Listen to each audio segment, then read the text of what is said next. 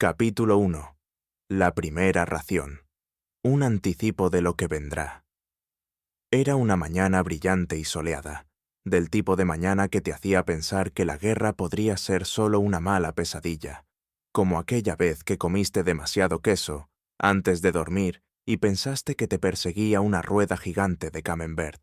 Los pájaros estaban cantando, la hierba olía fresca, y en algún lugar, a lo lejos, un tanque estaba volando por los aires un granero. En medio de todo este alegre caos, 5 soldados estaban en fila, cada uno sosteniendo un pequeño paquete sospechosamente insignificante que pronto haría añicos sus esperanzas, sueños y sistemas digestivos. Conozcamos a nuestros héroes, el soldado raso Jack Thompson, del ejército de los Estados Unidos. Era un chico de campo de Kansas, todo un estadounidense, que se había enlistado porque pensaba que sería una aventura, y tal vez podría ver París. Hasta ahora, lo más cercano que había llegado al romance era una postal húmeda de la Torre Eiffel y una lata de lo que la etiqueta afirmaba que era jamón. Hans Müller, del Wehrmacht alemán, parecía haber sido tallado de un bloque de granito con sabor a chucrut, cabello rubio, ojos azules y una mueca permanente grabada en su rostro. Era la encarnación de la eficiencia prusiana, excepto cuando se trataba de sonreír. Su posesión más preciada era una lata abollada de bratwurst de su hogar, que guardaba como una reliquia religiosa. Tommy Cooper, del ejército británico, era el tipo de persona que podía hacer té con agua de charcos y sarcasmo. No había visto una taza de té adecuada desde el Blitz, y empezaba a sospechar que la guerra era un complot elaborado para robar a los británicos su suministro de té. Iván Petrov, del Ejército Rojo, tenía la complexión de un muro de ladrillos y el temperamento de alguien que una vez luchó contra un oso y ganó, solo para compartir su borscht con él después. Llevaba un repollo en su mochila en todo momento. Nadie preguntó por qué. Y finalmente, Takeshi Sato, del ejército imperial japonés, se sentó con las piernas cruzadas en el suelo, los ojos cerrados, las manos juntas, respirando profundamente como un monje a punto de alcanzar la iluminación. Su lata de raciones estaba sin abrir frente a él. Contenía una sola bola de arroz y un paquete de ciruelas encurtidas. Estaba esperando el momento adecuado para comerlo, lo cual, a juzgar por la expresión en su rostro, nunca llegaría. Los sargentos les gritaron que abrieran sus raciones. «¡Coman, chicos! Combustible para la lucha. Combustible para la lucha». Jack levantó la tapa de su caja de raciones K con el entusiasmo de un hombre desenvolviendo un regalo de cumpleaños, solo para encontrar una lata de jamón y huevos que parecía haber sido rechazada por una fábrica de comida para perros. Jack levantó la tapa de su caja de raciones K con el entusiasmo de un hombre desenvolviendo un regalo de cumpleaños, solo para encontrar una lata de jamón y huevos que parecía haber sido rechazada de una fábrica de comida para perros. La etiqueta decía jamón y huevos, en letras negritas y sin rodeos. Lo pinchó con una cuchara. Tembló como algo que no debería temblar. «Esto no es jamón», murmuró.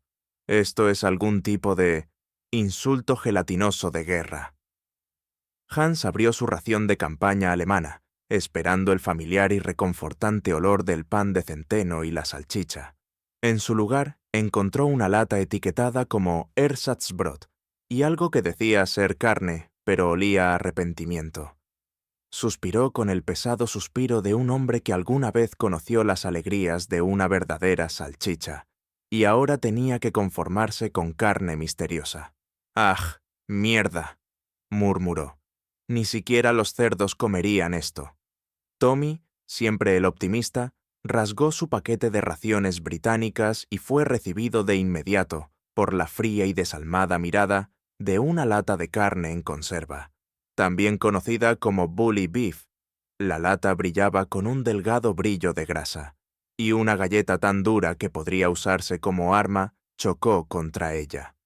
«Vaya tela», dijo, mirando la galleta. ¿Es esto una comida o un campo de entrenamiento? ¿Es esto una comida o un campo de entrenamiento? Iván abrió su ración soviética y encontró exactamente lo que esperaba. Una lata de sopa de repollo, una corteza de pan negro y un pequeño trozo de azúcar, duro como una roca, que podría servir como proyectil. Asintió, sin sorpresa. «Repollo, viejo amigo», dijo solemnemente. «Nunca me dejas». Takeshi abrió lentamente su lata al estilo bento. Dentro, una bola de arroz perfecta, envuelta en una hoja, y 2 ciruelas encurtidas. Lo miró con reverencia, como si fuera un templo en miniatura.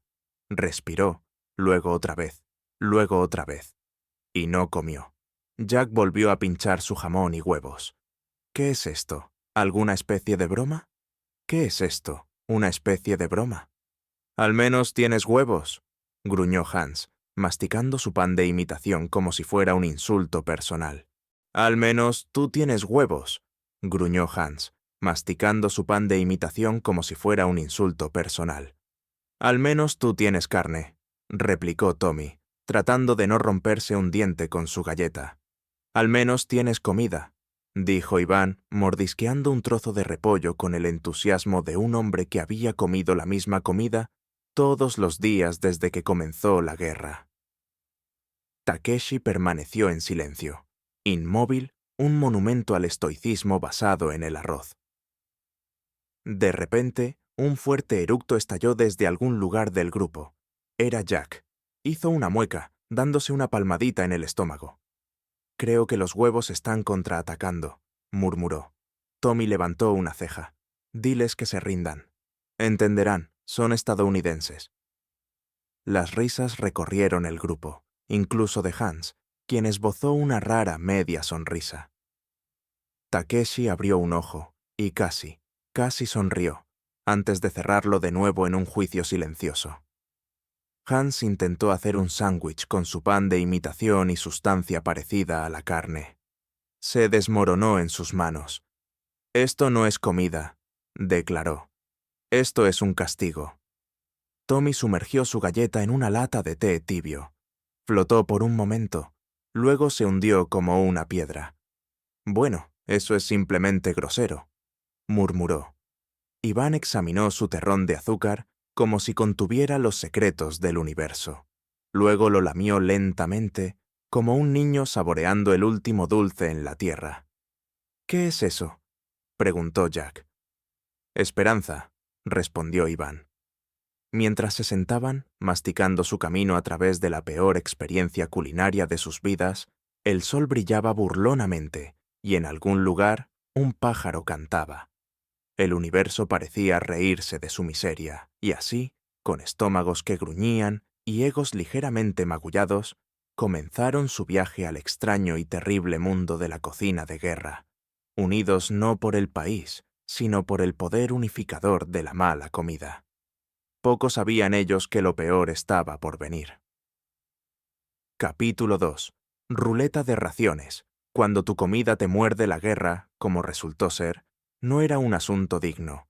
Era ruidoso, caótico y olía intensamente a calcetines quemados, humos de diésel y a las extrañas mezclas que estaban cociendo en las cocinas de campaña ese día.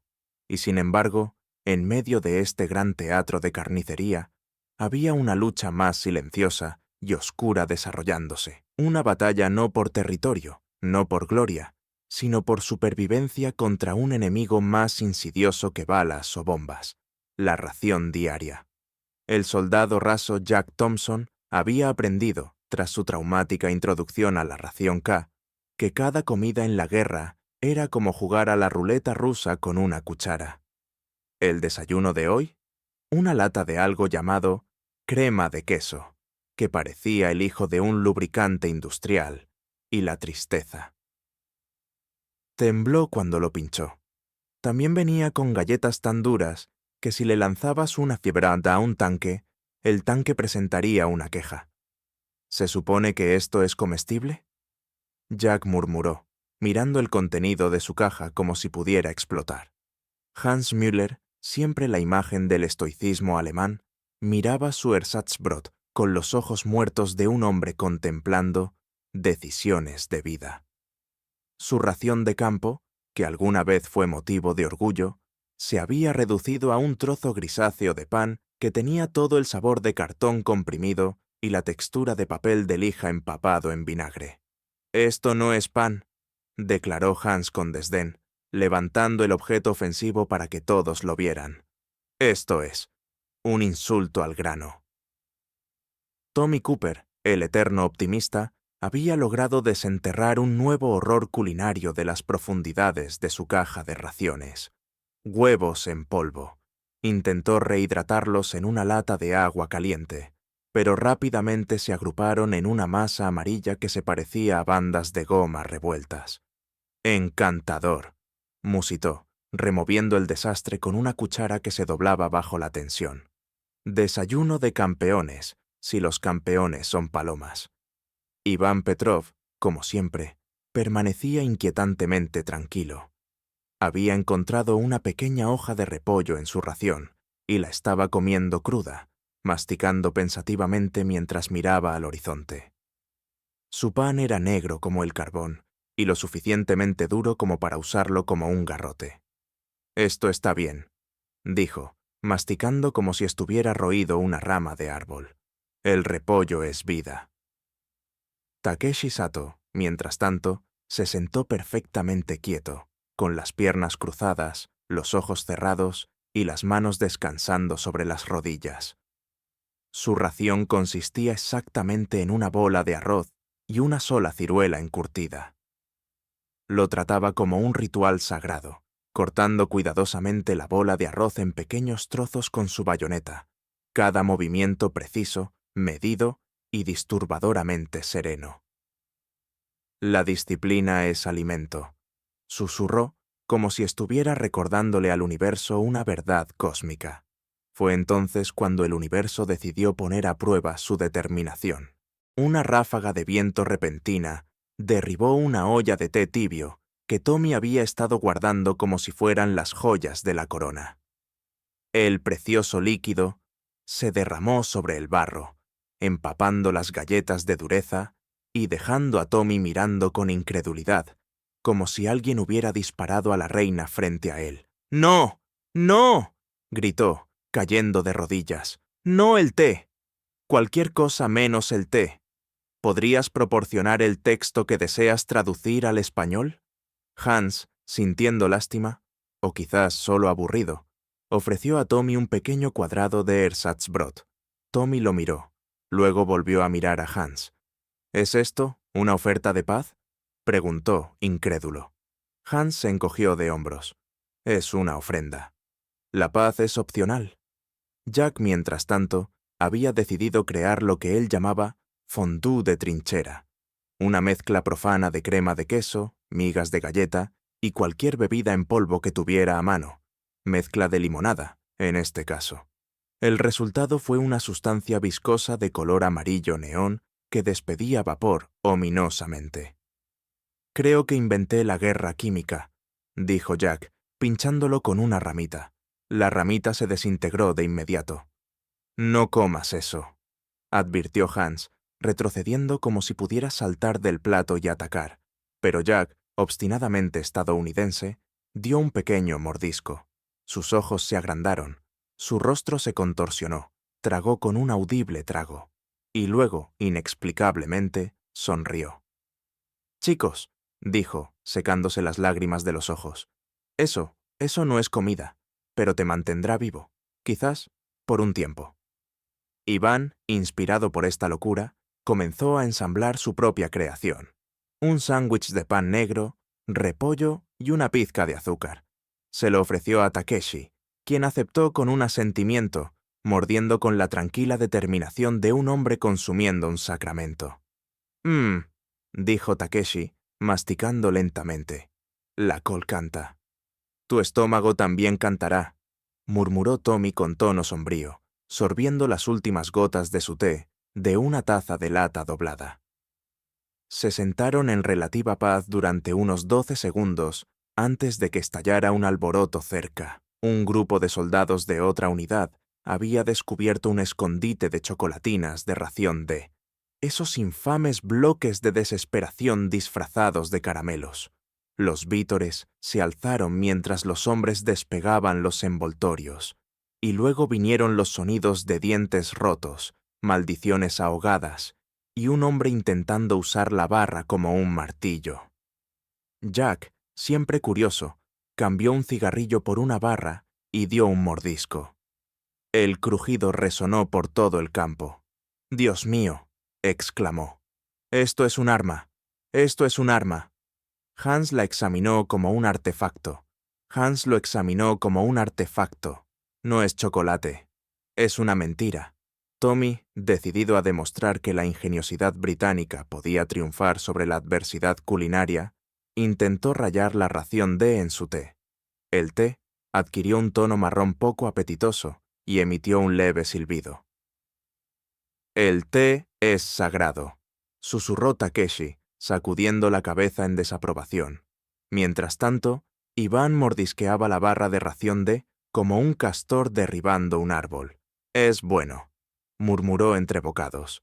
Dientes fuertes. Dientes soviéticos. El día avanzaba. Las comidas se intercambiaban como moneda. Cigarrillos por galletas, una lata de carne por una cantimplora medio vacía de agua. Un soldado incluso intentó intercambiar sus botas por una sola rebanada de pan real, solo para descubrir que el pan en realidad era un ladrillo dejado por los ingenieros. En un momento, Jack intentó cocinar su queso untado sobre una fogata, esperando que se derritiera en algo que se asemejara a la comida. En su lugar, se incendió. El humo resultante se deslizó sobre la trinchera, haciendo que 3 soldados se atragantaran y uno declarara: «Los estadounidenses están lanzando armas químicas. ¿Podrías proporcionar el texto que deseas traducir al español?». A medida que caía la noche, los 5 se sentaron en círculo, cada uno aferrándose a los restos de sus raciones como trofeos de supervivencia. Estaban sucios, cansados y ligeramente envenenados, pero estaban alimentados. Más o menos. Hans miró al horizonte, masticando su pan con una determinación sombría. «Un día», dijo, «volveré a comer salchichas de verdad». Tommy levantó una ceja. «Piensa en grande, amigo». Jack levantó una tableta de chocolate medio derretida en señal de saludo. «Por la peor comida que jamás tendremos». Iván sonrió, levantando su hoja de repollo. «Por el repollo». Takeshi, siempre el filósofo, simplemente asintió y susurró: «A la resistencia». Y a medida que la noche se acercaba, se sentaron juntos, unidos por el trauma compartido de sus raciones. Una hermandad forjada no en sangre, sino en la batalla contra el enemigo más formidable de todos: la comida de guerra. Pocos sabían que la comida de mañana haría que la de hoy pareciera un banquete. Capítulo 3. El robo de la cocina de campaña. Un plan hirviendo en caos. Edición extendida. La mañana después de su última calamidad culinaria, amaneció brillante y llena de falsas esperanzas. Los pájaros cantaban, un avión distante zumbaba perezosamente por el cielo. En algún lugar, un sargento estaba gritando a un soldado raso por mirarlo de manera extraña, y en medio de un parche desaliñado de tierra desgarrada por la guerra, 5 soldados se sentaron en el barro, mirando un camión de cocina de campaña como si fuera el Arca de la Alianza. Allí estaba, un milagro de la logística moderna, un camión de cocina de campaña maltrecho, ennegrecido por el hollín y lleno de abolladuras, estacionado junto a un grupo de cajas de suministros abandonadas. La pintura en su costado decía, en letras de bloque desvaídas, Unidad Culinaria Móvil número 42. Para los hombres cansados, medio famélicos y cuestionablemente cuerdos que estaban sentados frente a él, brillaba como un becerro de oro hecho de estofado y patatas hervidas. Jack Thompson fue el primero en hablar, su voz baja, conspiratoria y empapada de desesperación. «Chicos, ese camión tiene comida dentro. Comida de verdad». Hans Müller entrecerró los ojos. «¿Comida de verdad? ¿O más de este espectáculo de horror de imitación? ¿Importa?». Tommy Cooper intervino, aferrando su lata de té como si fuera una reliquia sagrada. Me comería una bota hervida ahora mismo si viniera con un poco de salsa. Iván Petrov, masticando pensativamente una ramita, porque decía que limpiaba los dientes y aguzaba el alma, asintió con sabiduría. Vamos a asaltar el camión. Tomamos la comida. Sobrevivimos. ¿Eso es? ¿No está en contra de las reglas? Takeshi Sato preguntó, con una ceja levantada como si cuestionara el tejido moral del universo mismo. Jack sonrió. Amigo, las reglas se fueron de la ciudad cuando empezaron a servirnos jamón que huele a grasa de motor. Se agruparon, formando lo que solo podría describirse como el peor sindicato criminal del mundo. Un chico de granja de Kansas, un alemán estoico, un británico sarcástico, un soviético que empuñaba un repollo y un soldado japonés que parecía preferir meditar antes que conspirar para un robo menor. Jack, naturalmente, tomó el mando. Está bien, aquí está el plan. Esperamos hasta que los guardias tomen su descanso para el té. Tommy, distráelos con, no sé, tal vez una historia sobre la reina. De acuerdo, dijo Tommy, haciendo una falsa reverencia. Les diré cómo ella personalmente teje cada Union Jack a mano. Hans, tú e Iván vayan por la parte de atrás. Abre las cajas. Takeshi, tú vigila. Si alguien viene, solo míralo hasta que se sienta lo suficientemente incómodo como para irse. Takeshi inclinó la cabeza en solemne acuerdo. Es un deber sagrado. El plan, como resultó, duró exactamente 37 segundos. Tommy se lanzó a contar una entusiasta historia sobre el programa de cría de corgis de la reina, gesticulando de manera salvaje e inventando detalles a medida que avanzaba. Hans e Iván se acercaron a la parte trasera del camión con toda la sutileza de dos rinocerontes en botas de combate. Takeshi permanecía perfectamente inmóvil, con los brazos cruzados, mirando con desdén a cualquiera que se atreviera a mirarlos. Un desafortunado cabo, al encontrarse con la mirada de Takeshi, dejó caer inmediatamente su bandeja de comida y salió corriendo. Jack, mientras tanto, intentó actuar con naturalidad. Esto significaba silbar desafinadamente mientras paseaba cerca del camión, como si fuera solo un tipo, dando un agradable paseo en una zona de guerra. Todo iba bien hasta que Iván tropezó con una caja etiquetada como «Guiso misterioso, manipular con cuidado». La caja se hizo añicos como una piñata barata, y un geyser de un líquido espeso y marrón grisáceo estalló en el aire, cubriendo a Hans, Iván y el desafortunado lado del camión con algo que olía a calcetines viejos y desesperación. Hans gritó, agitando los brazos. Iván se limpió el guiso de la cara con una aceptación sombría. Tommy, a mitad de su relato sobre la afición de la reina por el té, se detuvo, olfateó el aire y murmuró. «Oh, Cristo en bicicleta, ¿qué es eso? ¿Podrías proporcionar el texto que deseas traducir al español?»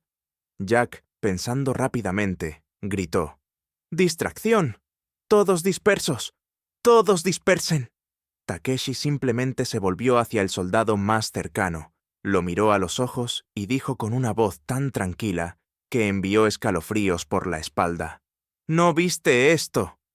El hombre asintió, con los ojos muy abiertos, y huyó. Takeshi simplemente se volvió hacia el soldado más cercano, lo miró fijamente a los ojos, y dijo con una voz tan calmada que envió escalofríos por la espalda. «¿No viste esto?» El hombre asintió, con los ojos muy abiertos, y huyó. En medio del caos, lograron abrir una caja de estofado enlatado, un verdadero estofado, con trozos de carne y verduras que parecían no haber crecido en suelo radiactivo.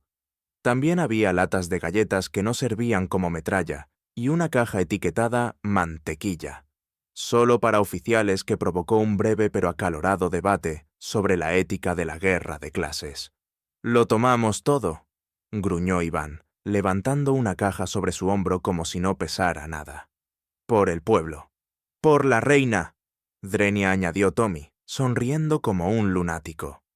Por la libertad culinaria, Jack declaró, metiendo una lata de duraznos en su bolsillo.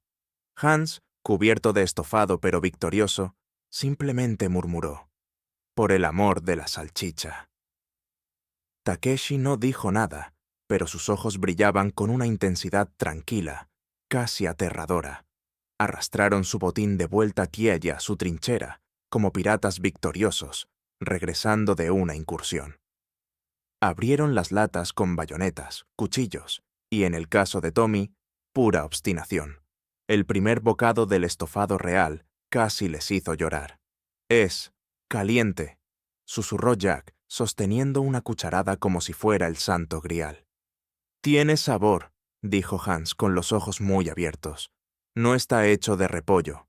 Se maravilló Iván, aunque cumplidamente espolvoreó un poco de repollo en su tazón para tener suerte. Esto es punto felicidad, dijo Takeshi, dando un solo bocado preciso. Comieron como hombres poseídos, metiendo a cucharadas guiso, galletas y mantequilla en sus bocas, con desenfrenada avidez. Tommy preparó una olla de té tan fuerte que probablemente podría disolver el blindaje de un tanque, y brindaron entre ellos con tazas de hojalata, riendo, maldiciendo y dándose palmaditas en la espalda. Durante unas pocas horas gloriosas, no eran soldados en una guerra brutal, eran solo 5 idiotas que habían robado una comida y habían saboreado un fugaz momento de alegría, y entonces el guiso comenzó a luchar.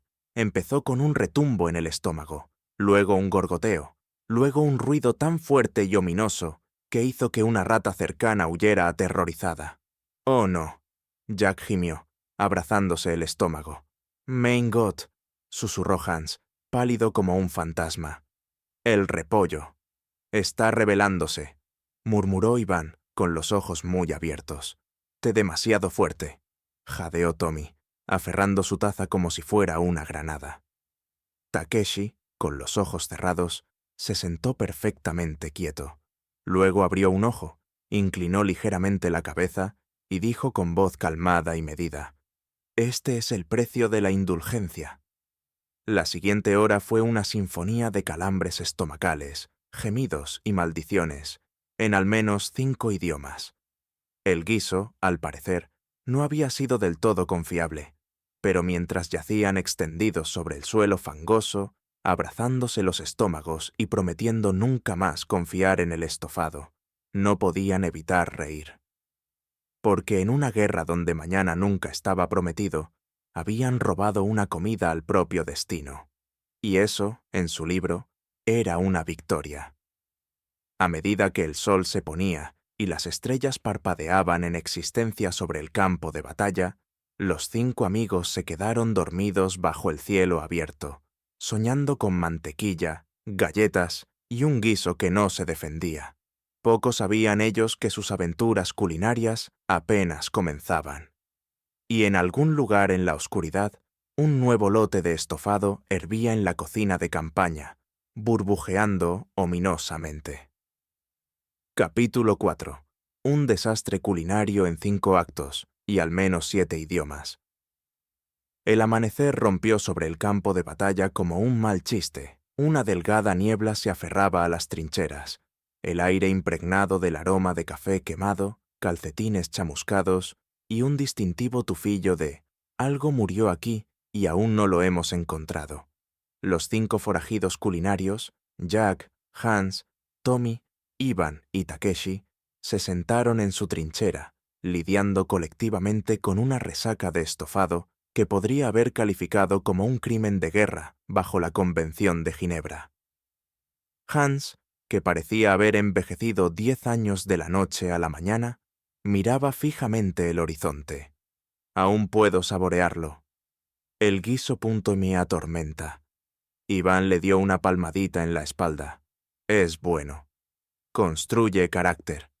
Luego procedió a preparar lo que solo podría describirse como una forma experimental de té de combustible para cohetes soviético, usando una cantimplora abollada y un trozo de algo que podría haber sido corteza de árbol, o posiblemente un fragmento de una galleta de ración alemana.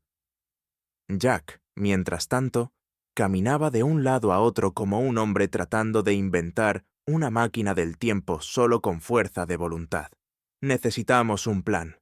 No podemos sobrevivir con el guiso misterioso 2.0. Somos hombres. Tenemos estándares. ¡Tenemos estándares! Tommy resopló, sosteniendo una galleta tan dura que probablemente podría desviar una bala. Tommy resopló, sosteniendo una galleta tan dura que probablemente podría desviar una bala. Habla por ti mismo, amigo. Estoy a una taza de té mala de comerme mi bota. Takeshi, como de costumbre, se sentó con las piernas cruzadas, meditando sobre un solo frijol que había rescatado del guiso, susurrando lo que podría haber sido una oración o posiblemente una receta para pasta de miso fermentada. Nadie se atrevió a preguntar. De repente, un nuevo horror se cernió en el horizonte.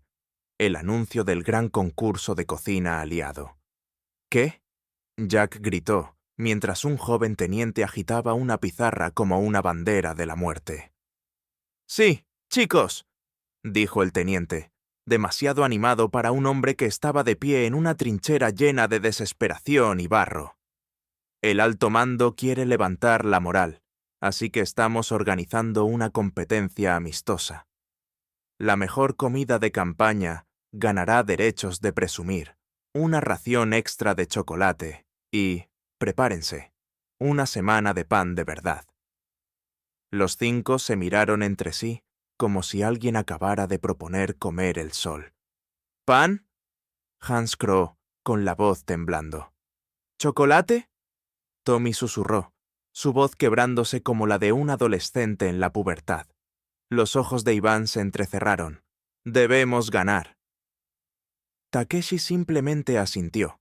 La intensidad en su mirada sugería que ya había comenzado a planear una comida de varios platos en su cabeza, posiblemente involucrando musgo recolectado y un solo rábano perfectamente tallado.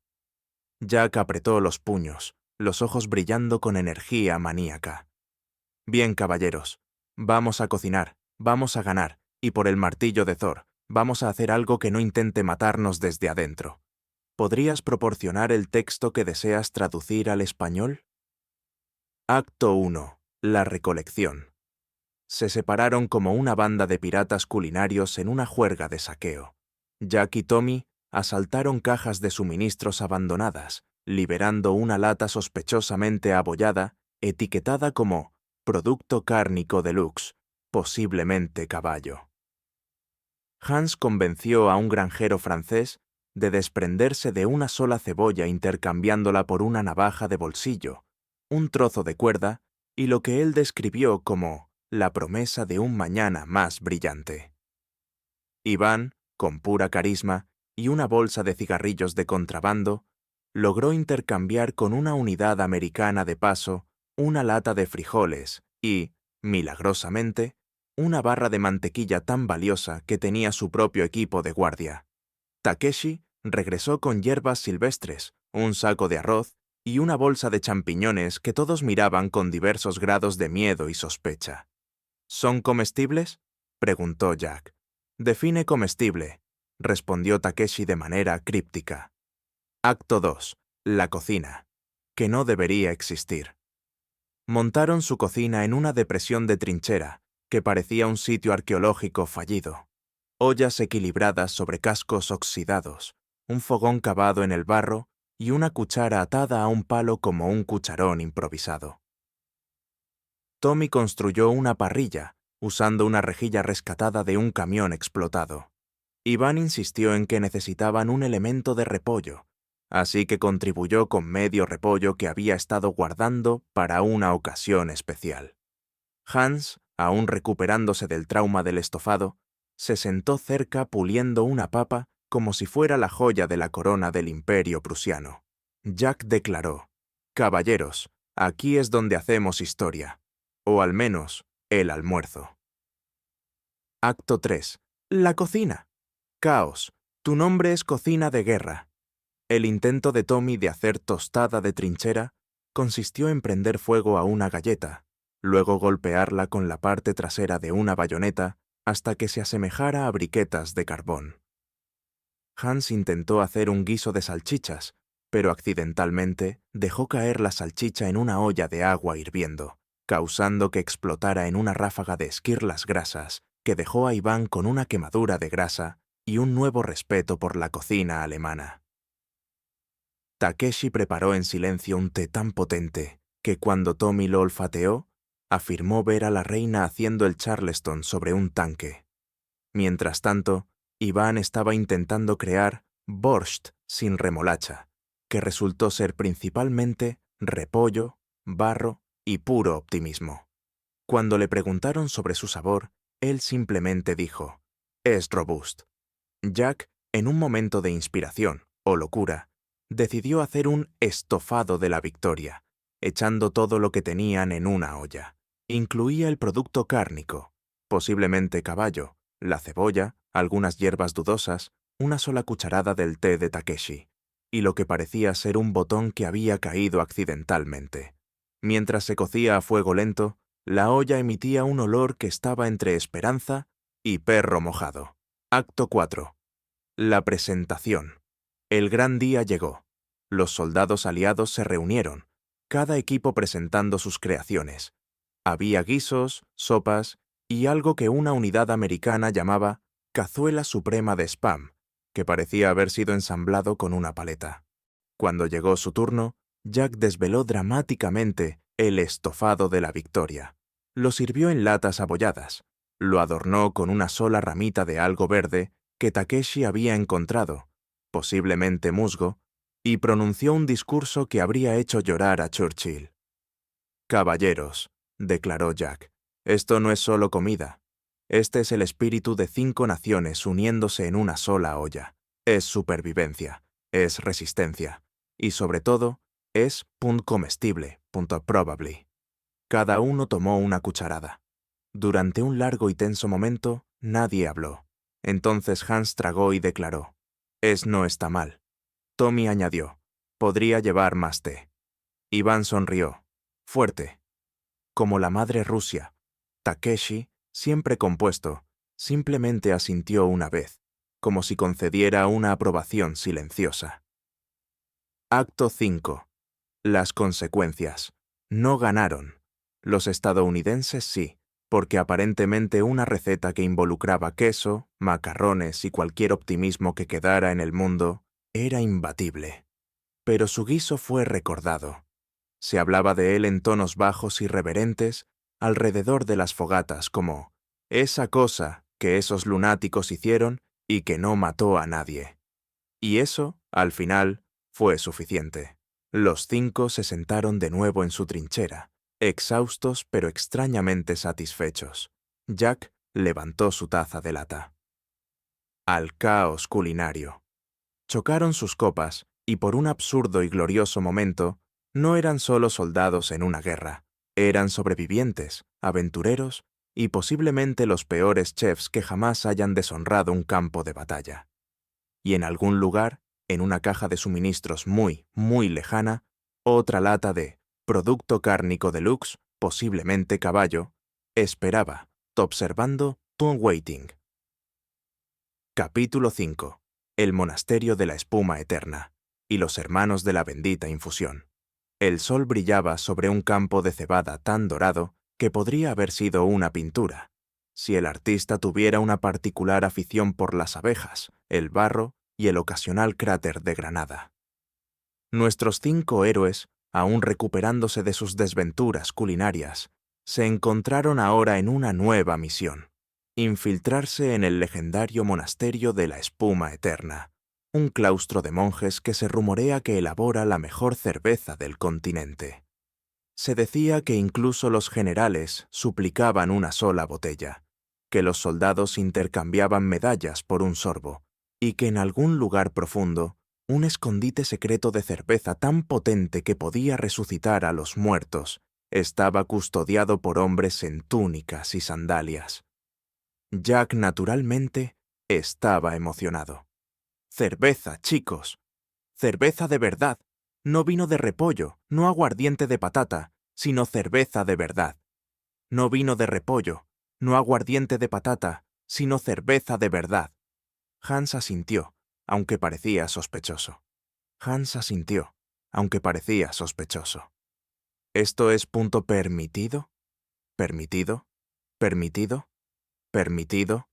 Tommy se burló, ajustándose el casco con el aire de un hombre que se prepara para una ruta de bares a través de una zona de guerra. Amigo, la propia reina aprobaría esto. De hecho, creo que es prácticamente una misión real. Los ojos de Iván brillaron. La cerveza es pan líquido. Es supervivencia. Takeshi, siempre la imagen de la serenidad estoica, simplemente cruzó los brazos y murmuró algo sobre el camino de los lúpulos. Se acercaron al monasterio al amanecer, arrastrándose por los campos como una extraña procesión de bandidos culinarios cubiertos de barro. El monasterio en sí era una visión. Antiguas paredes de piedra, torres cubiertas de hiedra y una pesada puerta de madera tallada con lo que parecían ser gavillas de cebada danzantes, jarras y, posiblemente, un querubín vomitando en un barril. Apareció un monje con túnicas marrones, sosteniendo un bastón y con una expresión de leve irritación. ¿Quién perturba la paz de los hermanos de la Sagrada Infusión? ¿Podrías proporcionarme el texto que deseas traducir al español? Jack dio un paso adelante, mostrando su sonrisa más encantadora, ligeramente desquiciada. Estimado señor, venimos en busca de la sabiduría de su fe espumosa. El monje entrecerró los ojos. ¿Peregrinos son? ¿Son peregrinos? Absolutamente, intervino Tommy. Absolutamente, intervino Tommy. Estamos en una búsqueda sagrada, iluminación cervecera y todo eso. Hans se inclinó ligeramente. Traemos ofrendas. Levantó una lata abollada de galletas. Los ojos del monje se entrecerraron. Muy bien, entra. Pero sepan esto. El camino de la bebida no es para los de corazón débil o los intolerantes a la lactosa. Entraron encontrándose en un patio que olía a levadura, malta tostada y un leve atisbo de arrepentimiento espiritual. Los monjes se movían de un lado a otro, removiendo tinajas, puliendo jarras y cantando lo que sonaba sospechosamente a canciones de borrachos al estilo gregoriano. El hermano Benedicto, su guía, explicó el etos del monasterio. No elaboramos cerveza meramente para el sustento, sino para la iluminación. Nuestra cerveza es un sacramento. Cada sorbo es una oración, cada eructo, un himno. Jack le susurró a Tommy.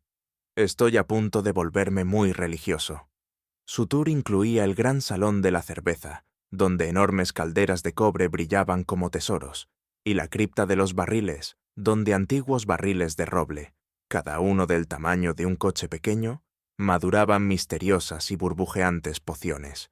Luego vino la iniciación, las pruebas de la cerveza. El hermano Benedicto los condujo a una cámara de piedra revestida de barriles y estantes llenos de botellas polvorientas. En el centro había una mesa con 5 copas, llenas de lo que parecía ser un rayo de sol líquido. La prueba del paladar, entonó Benedicto. Identifica los ingredientes en la sagrada cerveza. Cada uno tomó un sorbo. Jack, con la cara sonrojada, exclamó: «¡Lúpulo! ¡Cebada! Algo afrutado. ¿Eso es? ¿Marmelada? ¿Podrías proporcionar el texto que deseas traducir al español?» Hans olfateó pensativamente. Caramelo. Azúcar quemada, ligeramente oaki. Tommy, con los ojos muy abiertos, exclamó: «Siento freedom». Iván vació su vaso y anunció: «Siento el alma de la patria». Takeshi, después de un solo y preciso sorbo, simplemente dijo: «Equilibrio». El hermano Benedicto asintió gravemente: «Tienes potencial». A continuación vino la prueba del barril. Rodar un barril lleno de cerveza cuesta arriba. Hans se lanzó a ello como un hombre poseído. Iván ayudó gritando palabras de aliento en ruso, que podrían o no haber sido amenazas. Jack y Tommy discutieron sobre física mientras Takeshi ajustaba su agarre con calma, hasta que, por pura terquedad, llegaron a la cima. Luego la prueba final, la bendición de la espuma. Cada hombre tenía que servir una pinta de la preciada grifería del monasterio, logrando la perfecta capa de espuma. El vertido de Hans fue meticuloso, medido al milímetro. El de Iván fue caótico, resultando en una explosión de espuma que empapó a un monje cercano.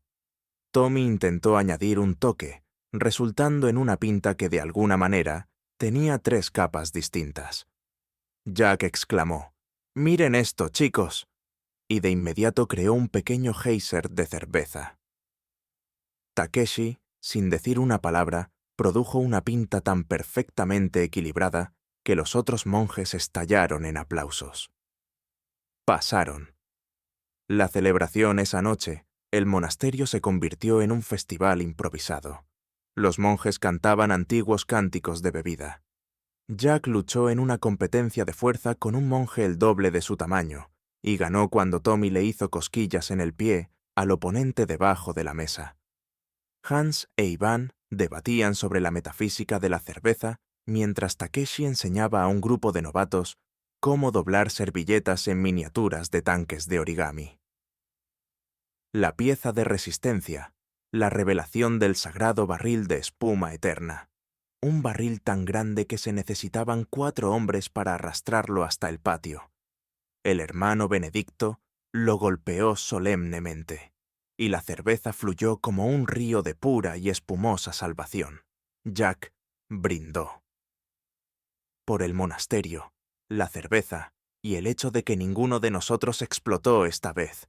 Al monasterio, a la cerveza y al hecho de que ninguno de nosotros explotó esta vez.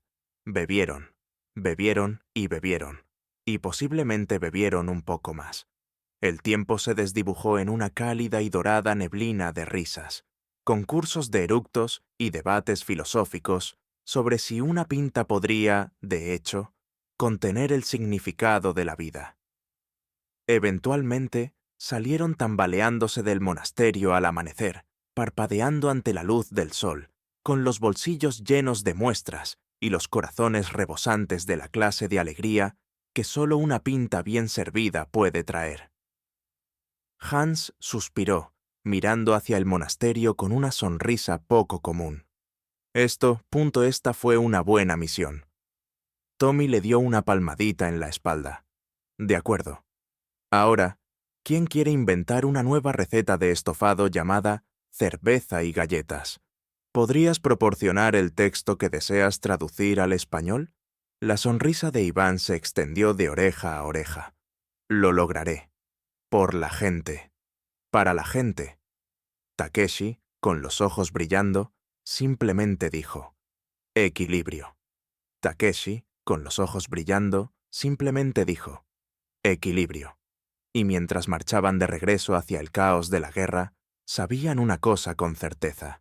Habían encontrado un pequeño pedazo de cielo en la tierra, y venía en un barril.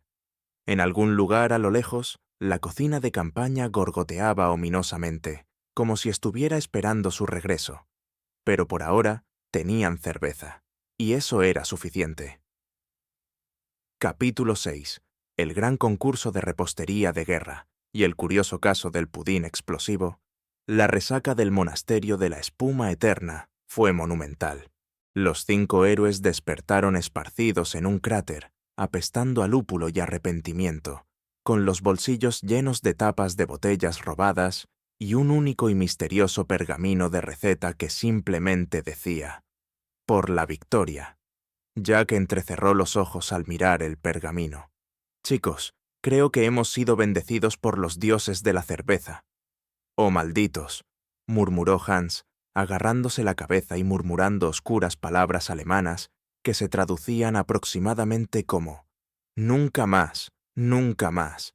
Pero el destino, como siempre, tenía otros planes. Un sargento sonriente con una libreta se topó con ellos justo cuando intentaban arrastrarse colectivamente hacia un arbusto. ¡Ustedes! ¿Adivina qué? Te han voluntariado para el gran concurso de repostería de guerra aliada. Es un evento de moral, aparentemente. Tommy parpadeó. ¿Competencia de repostería? Como en pasteles, bollos, panecillos. Iván se animó, los ojos brillando. Iván se animó, los ojos brillando. Pastel, camarada. Sí, haré un pan tan bueno que inspirará una revolución. Haré un pan tan bueno que inspirará una revolución. Takeshi no dijo nada, pero su leve sonrisa sugería un peligroso nivel de ambición culinaria. Jack naturalmente frotó sus manos. Bien, equipo. Hagamos historia, al menos una catástrofe comestible. Acto 1. La búsqueda de ingredientes. Encontrar ingredientes en una zona de guerra era como cazar unicornios. El grupo recorrió el paisaje bombardeado, intercambiando con los lugareños, sobornando a los oficiales de suministros y, ocasionalmente, liberando artículos de cajas desatendidas. Hans, con su intensa dedicación a todo lo relacionado con la masa, localizó un pequeño saco de harina, aunque medio lleno y con un olor vagamente sospechoso. Iván consiguió un puñado de hojas de repollo y una sola lata abollada de mermelada misteriosa. Tommy adquirió un bloque de queso tan duro que podría haber servido como armadura de tanque, mientras que Takeshi presentó un manojo de hierbas y raíces, afirmando que traerían equilibrio. Jack, a través de su puro encanto e intimidación accidental, convenció a un cocinero para que se deshiciera de 3 huevos, un trozo de manteca y una lata etiquetada como sustituto de leche en polvo. Puede contener a Serrint juntos, reunieron un montón de ingredientes que parecían menos el sueño de una panadería y más como los componentes de una poción mágica que salió muy, muy mal. Acto 2. La batalla comienza. El bake-off se llevó a cabo en los restos destrozados de una plaza de un pueblo francés. Soldados aliados de varias unidades se reunieron alrededor de mesas improvisadas, cada equipo mostrando sus aspiraciones culinarias, o la falta de ellas. Los estadounidenses estaban intentando algo llamado brownies de la victoria.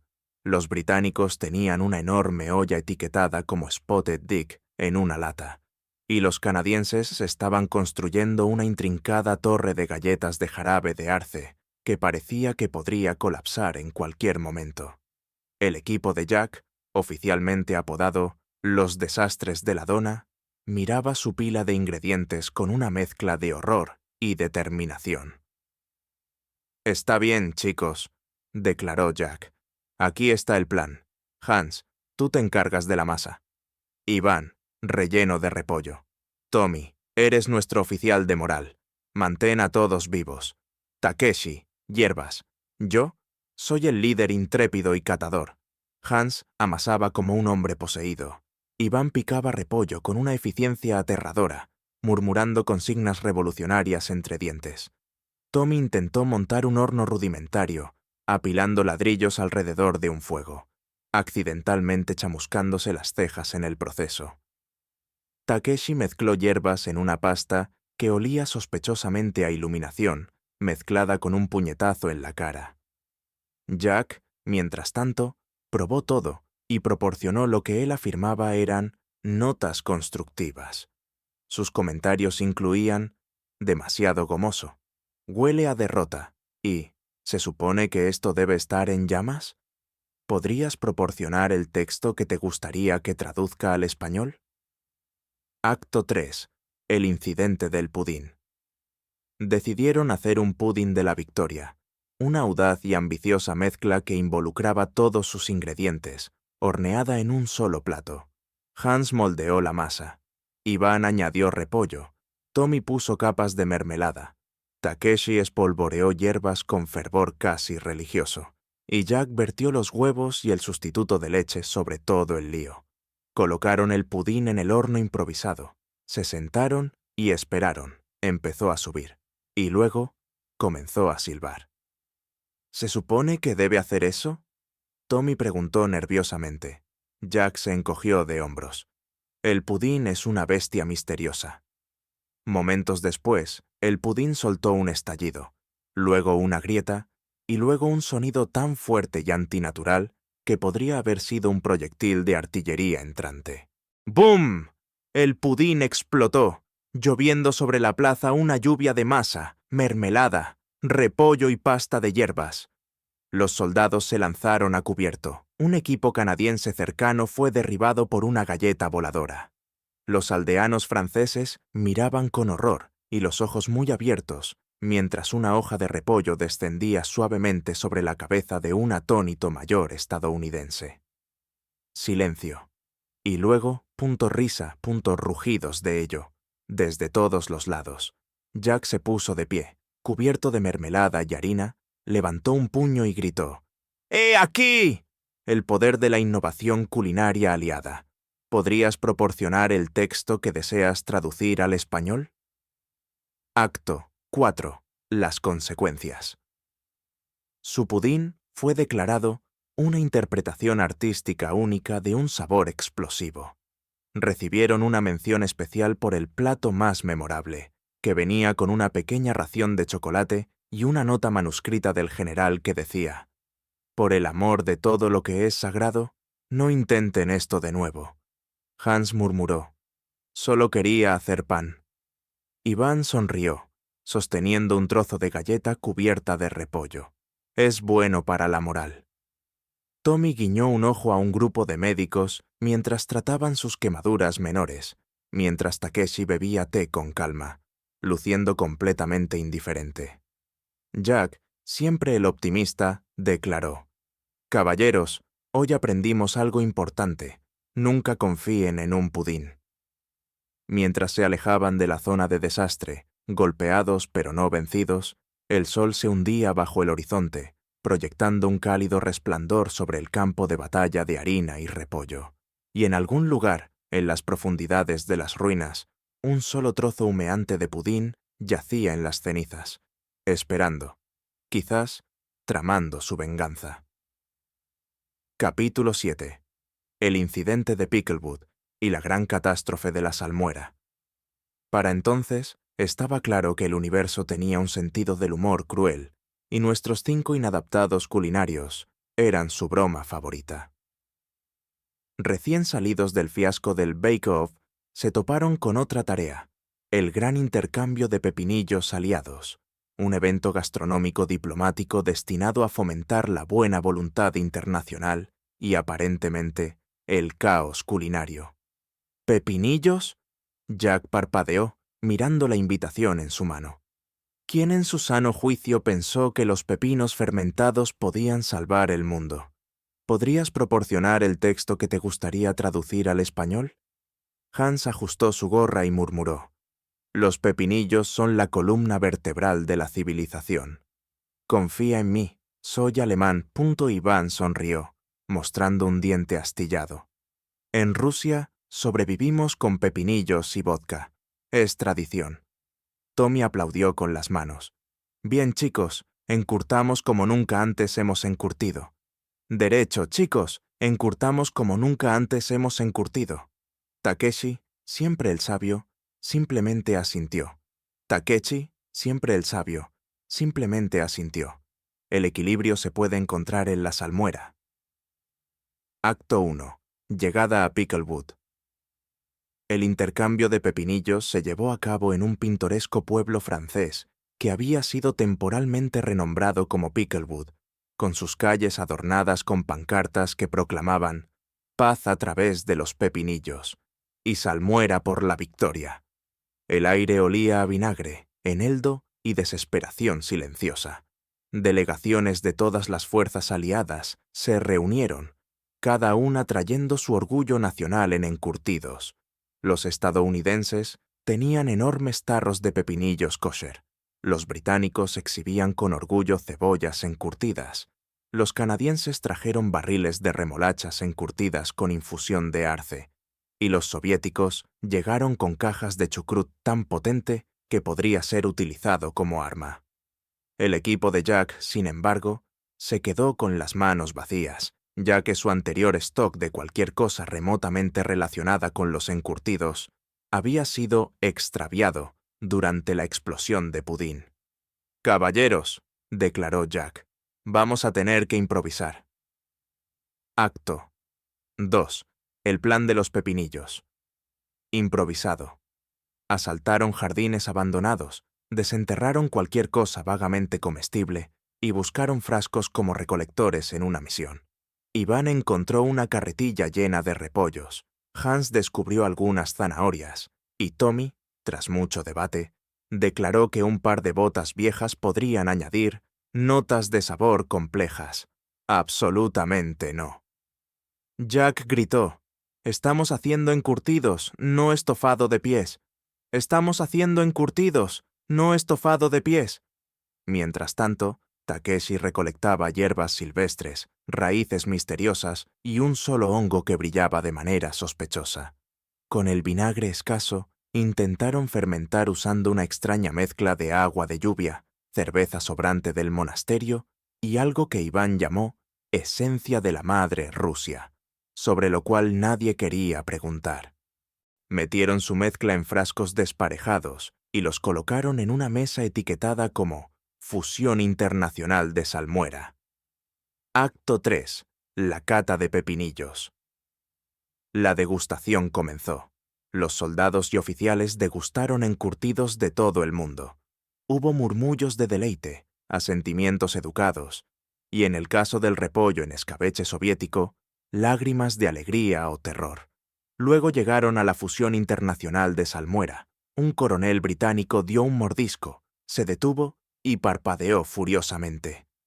¿Está esto infusionado con... ¿Es eso cerveza? ¿Es eso cerveza? Un general francés probó una zanahoria, la declaró un insulto a las verduras, y se alejó murmurando juramentos en francés. Un general francés probó una zanahoria, la declaró de inmediato un insulto a las verduras, y se alejó murmurando juramentos en francés. Un soldado estadounidense probó un trozo de la creación de champiñones de Takeshi, y comenzó a filosofar en voz alta sobre el significado de la vida y la naturaleza de las cucharas. Hans, observando nerviosamente, susurró: «¿Quizás deberíamos prepararnos para la retirada? Quizás deberíamos prepararnos para retirarnos». Iván simplemente cruzó los brazos. Si sobreviven al repollo, sobreviven a esto. Acto 4. La catástrofe de la salmuera. Justo cuando las cosas parecían calmarse, un fuerte estallido resonó en la plaza. Uno de sus frascos, sobrecargado de gases de fermentación, explotó, rociando a los oficiales cercanos con salmuera, repollo y una fina niebla de algo no identificable, pero definitivamente apestoso. Los soldados buscaron refugio, mientras toda la mesa de fusión internacional de salmuera comenzaba una reacción en cadena, frascos estallando como fuegos artificiales. Fue la gran catástrofe de salmuera de Picklewood. El jugo de pepinillo llovió sobre todos. Los uniformes se mancharon. Los ánimos se caldearon. En medio del caos, un canadiense intentó proteger sus remolachas de arce, mientras un grupo de oficiales británicos se acurrucaba bajo una mesa volcada, cantando el himno real.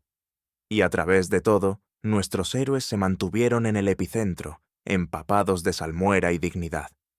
Jack, con los brazos abiertos, declaró: «He aquí, una revolución de pepinillos, una revolución de pepinillos». Hans se quejó: «Esto no es como imaginaba la cooperación internacional». Hans gimió: «Esto no es como imaginaba la cooperación internacional».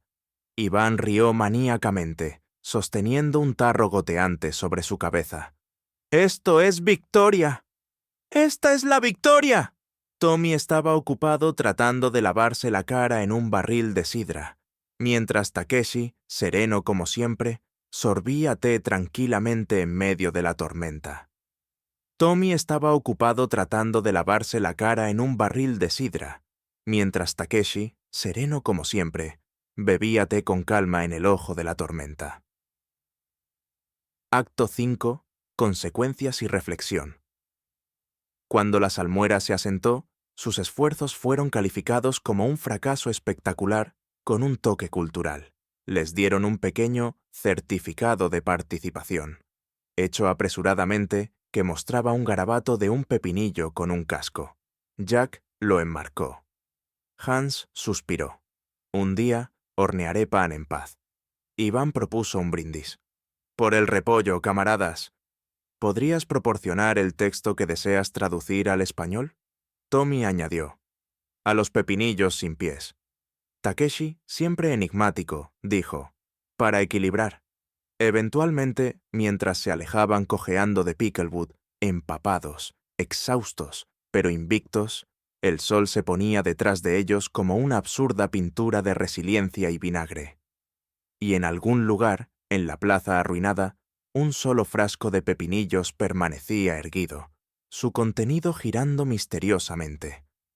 Pasarían meses antes de que el pueblo se atreviera a organizar otro festival gastronómico.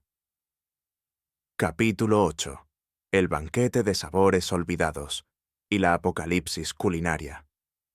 Después de la catástrofe de la salmuera de Picklewood, nuestro valiente grupo de inadaptados culinarios juró que habían terminado con la diplomacia alimentaria, las competiciones de cocina y todas las cosas comestibles. El universo, sin embargo, tenía otros planes, porque cuando desafías al destino con pudín explosivo y disturbios provocados por pepinillos, el destino tiende a responder con una invitación al banquete de sabores olvidados, el evento culinario más grande y absurdo de la zona de guerra. La carta llegó por paloma, sellada con cera y un leve olor a queso viejo. Decía, queridos embajadores del caos culinario, están cordialmente invitados a participar en el banquete de sabores olvidados, un gran evento que celebra las rarezas culinarias de nuestro mundo fracturado. Tu misión, preparar un plato tan audaz, tan extraño, que se hablará de él en las trincheras durante generaciones. Jack lo leyó en voz alta. Luego se quejó. Estamos malditos, ¿verdad? Estamos malditos, ¿verdad? Hans murmuró algo en alemán que se traducía aproximadamente como «no otra vez». Hans murmuró algo en alemán que se traducía aproximadamente como «no otra vez». Iván sonrió. «Repollo. Repollo». Tommy frotó sus manos. Tommy se frotó las manos. «Caballeros, huelo a gloria. O tal vez eso es solo la cebolla encurtida en la que me senté». Takeshi dobló la carta con cuidado. El universo busca equilibrio. Démosle una indigestión. Acto 1. Reuniendo los ingredientes de la locura. Se les dijo que crearan un plato usando lo que pudieran encontrar. Lo que fuera, era una palabra peligrosa para este equipo. Jack consiguió una lata de huevos en polvo y una lata de sardinas antiguas etiquetadas como Producto del Imperio 1902. Hans, decidido, descubrió un saco de harina de centeno y una botella de lo que él afirmaba era vinagre vintage. Olía tanto a desesperación como a quita esmalte. Iván regresó triunfante con un balde de arenque en escabeche y un nabo tan grande que requería de 2 hombres para cargarlo. Tommy encontró una caja de raciones militares caducadas, incluyendo algo etiquetado como sustituto de carne, no para consumo humano. Naturalmente, lo guardó en el bolsillo. Takeshi apareció con una pequeña bolsa de algas secas, un manojo de setas recolectadas y una sola piedra perfectamente redonda. Para el equilibrio estético, explicó. Acto 2. Cocinando una catástrofe. Su cocina era una granja abandonada con una estufa que echaba humo como un dragón enfadado. Se pusieron manos a la obra, discutiendo sobre la receta. Hans quería hornear pan, por supuesto. Iván insistió en un guiso a base de repollo con profundidad. Tommy abogó por un pastel de carne que también sirviera como tope de puerta. Jack, como autoproclamado jefe de cocina, decidió combinarlo todo.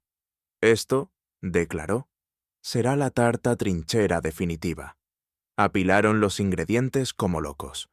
Huevos en polvo, arenque en escabeche, puré de nabo, pasta de sardinas, un chorrito de vinagre, champiñones y algo que Tommy afirmaba era esencia de carne reconstituida. Era una monstruosidad. El olor por sí solo podría haber sido un arma química. Takeshi espolvoreó alga por encima. colocó la piedra en el centro y asintió con sabiduría. Ahora es arte. Acto 3. Comienza el banquete. El banquete de sabores. Olvidados se celebró en un castillo bombardeado, con mesas colocadas sobre cajas y escombros, oficiales y dignatarios de todas las naciones. Aliadas se reunieron, listos para ser asombrados, o al menos no envenenados. Llegaron los platos. Fromage d'armistice francés, un queso tan viejo que podría botar. Spotted Dick Surprise británico, sandes de spam estadounidenses, medley de carne misteriosa soviética y una contribución canadiense simplemente etiquetada como Esperanza glaseada con jarabe de arce. Luego vino el pastel supremo de trinchera. Jack lo llevó como un caballero, presentando Excalibur. Los soldados se quedaron boquiabiertos. Un general palideció. Un niño pequeño estalló en llanto. Los jueces, un comité de oficiales y un corresponsal de guerra muy nervioso, se acercaron con cautela. El primer juez, un coronel británico, dio un mordisco, se puso un poco verde y murmuró: «Es punto complex». El segundo, un mayor estadounidense, mascó pensativamente. Luego dijo: «¿Es eso? ¿Betún para zapatos?». El tercero, un capitán francés, dio un mordisco, gritó «Sacre bleu» y se desmayó. Acto 4. Las consecuencias. El caos estalló. El Ultimate Trench Pea fue considerado un crimen de guerra culinario. Los médicos se apresuraron a administrar antiácidos. Un oficial soviético lo declaró una poderosa arma de guerra psicológica. Los canadienses intentaron confiscarlo para investigación. Hans lloró en silencio por la harina arruinada. Ivan no se inmutó. Esto es una revolución de sabor. Tommy se encogió de hombros. Al menos nadie murió. Jet. Takeshi cruzó los brazos, sereno como siempre. El equilibrio ha sido disturbed. Mientras el sol se ponía sobre los restos humeantes del banquete de sabores olvidados, nuestros héroes se sentaron entre los escombros, contemplando su legado culinario. «Caballeros», declaró Jack, levantando una taza de té abollada. «Hemos hecho lo que nadie más se atrevió. Alimentamos al mundo y casi lo logramos». Brindaron riendo hasta que les dolieron los costados, incluso mientras explosiones distantes les recordaban que la guerra y la digestión eran batallas en curso. Y en algún lugar, enterrada bajo los escombros, la tarta trinchera definitiva continuaba emitiendo un tenue y ominoso resplandor.